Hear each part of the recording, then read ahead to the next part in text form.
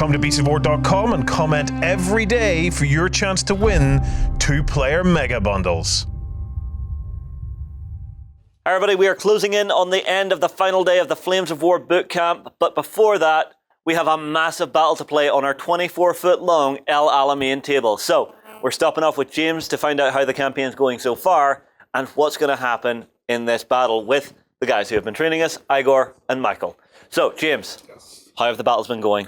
Battles have been going pretty well so far. The Germans are beginning to make a little bit of a rally and get their footing a little bit. But now, at last, we've done all the preliminaries. We've done First Alamein. We've done Almhalfa Ridge. We are now ready for the main event. This is the second Battle of El Alamein, beginning 23 October 1942. This is the Battle of El Alamein everyone's talking about when they say the Battle of El Alamein. We're finally here. Historically, of course, it's a huge British offensive, primarily through this corridor here, with 7th Armored trying to attack down here and pin down 21st Panzer so that 21st Panzer cannot reinforce against this breakthrough that they're trying to get up here in the north. That's generally what we're doing here, from where people have selected where they want their battles to take place. So, right now, for turn 4 on the campaign, we have a dead tie.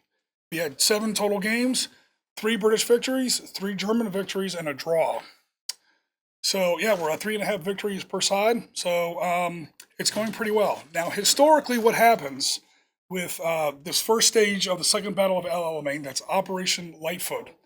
They called it Lightfoot as kind of a sick joke because the first thing they have to do, they have to get through these big black minefields, these dark colors that you see here.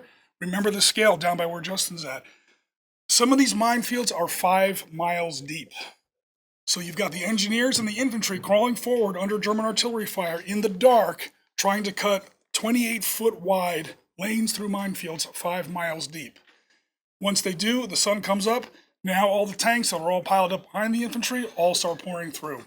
This attack historically kind of fails, but it beats Rommel up so bad that it leaves him in a very bad position. Historically, kind of a draw. So that's where we're standing. We're pretty much on track.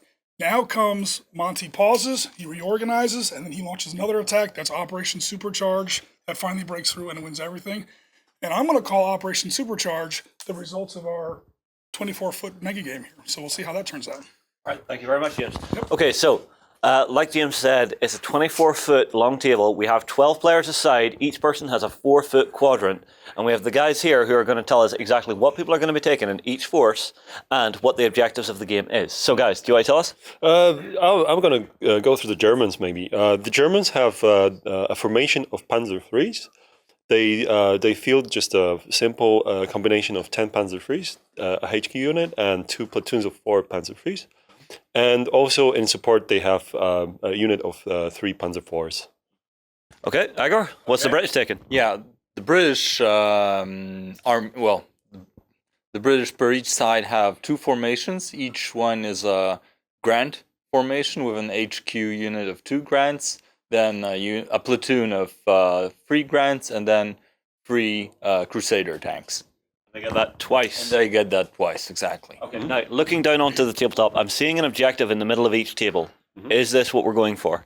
Yes, exactly. Each pair of players will play on a 4x-foot table with an objective in the center. We'll be counting points whenever they have tanks on within the vicinity of the objective at the end of each player's turn.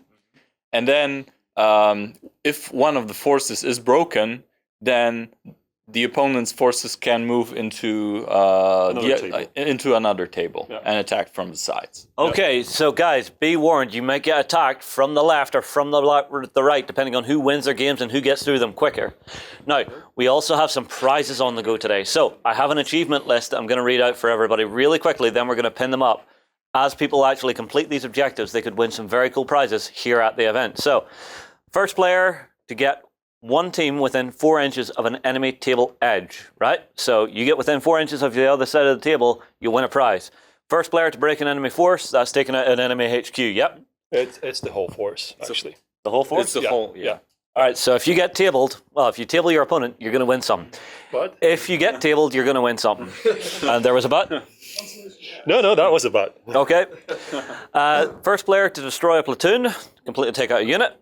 First player to destroy a HQ unit with their own HQ unit. Risky, but you can go for it.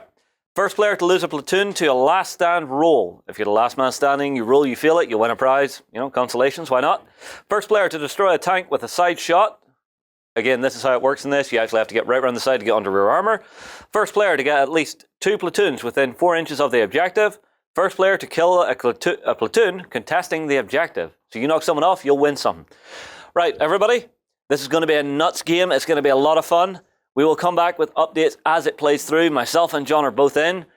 Don't forget, you can win as well because we have some awesome prizes. So get your comments in on any of the 3 posts. This weekend, we'll move on. Let's get gaming.